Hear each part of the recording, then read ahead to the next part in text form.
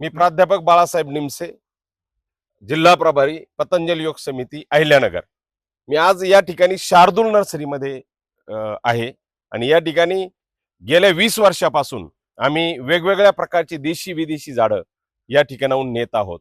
आतापर्यंत बरेचसे वड, पिंपळ, उंबर आणि त्याबरोबर फळाचे झाडं, त्याबरोबर नारळाचे सगळ्यात महत्वाचं म्हणजे मी माझ्या मळ्यामध्ये 300 नारळ लावलेले आहेत आणि ते 300 नारळ मी या शार्दूल नर्सरीमधूनच घेऊन गेलेलो आहे.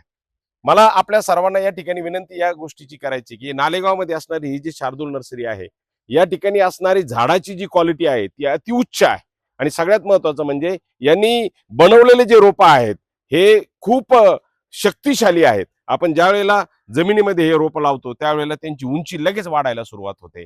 माझी आपणा सर्वांना विनंती आहे की या शार्दूल नर्सरीमध्ये वेगवेगळ्या प्रकारचे फळाचे झाडं आहेत, नारळ आहेत, त्याचबरोबर वड आहे, पिंपळ आहे, उंबर आहे, जांभळ आहे, आंबा आहे, वेगवेगळ्या प्रकारचे सगळे झाडं या ठिकाणी उपलब्ध आहेत.